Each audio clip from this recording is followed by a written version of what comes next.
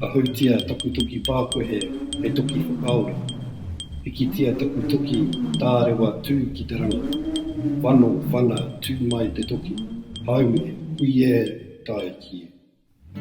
Pākohe is unique to Te Tauiha and synonymous with Ngāti Iwi. It forms part of our identity as an iwi, much like our tupuna, who use ingenuity, creativity and patience. We draw inspiration for our education strategy from Pākohe. Our He Toki Pākohe long-term planning strategy is where we liken our education to the moulding, carving and shaping that happens when we work with Pākohe.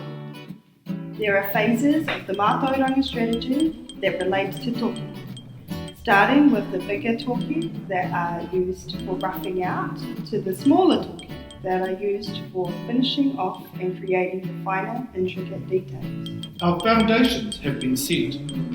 It is now time to strengthen, renovate and build upon our current successful programs and courses such as Te Pua Pond, bee courses, Kānuka harvesting, grants and sponsorships, wānanga, evening te reo classes in Whakatū, Ngāti Kuia weekend, Wake Te Pō, developing our hauora and te pau whakarewarewa te kete kōrero a Ngāti Kuia strategies, and a te reo documentary series. Toki Ngāo Pai. In phase 2, our Toki Ngāo Pai ads will be involved in the roughing out work.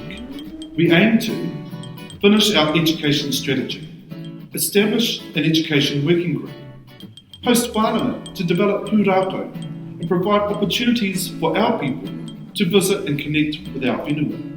We will establish Māori-speaking parenting groups, develop an iwi expertise database and appoint cultural advisors. Toki Ngāo Tū. In phase 3, our Toki Ngāo Tū will shape the processes of our work, where we will introduce te reo night classes for Wairo, develop a Ngāti Kuia curriculum, include marae-based learning during Ngāti Kuia weekends, develop tikanga Māori and wharenui development wānanga, and plan and develop a Ngāti Kuia app. Toki Ngāo Matariki.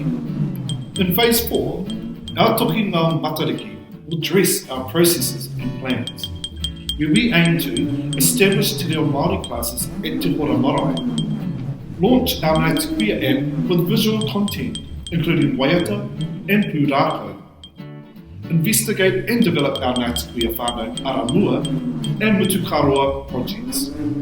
Toki Whakarau. In phase 5, our Toki Whakarau will add finishing touches.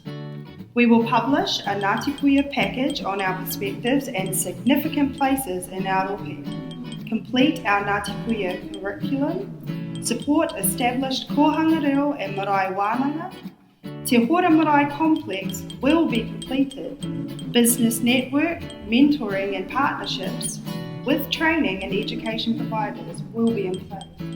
Te pai tawhiti.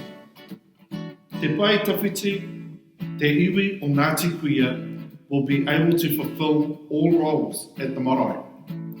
We will use te reo Māori fluently and frequently. Ki ngā tamariki mokopuna. Our people will be successful in all learning places. They will be supported in choosing their career paths, and our people and whānau will be healthy and well, and we will once again be connected to our whenua.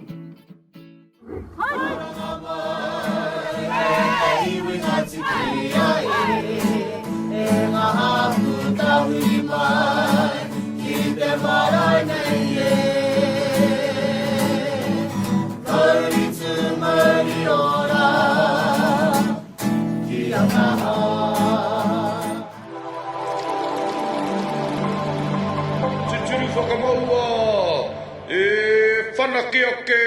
whanake ake.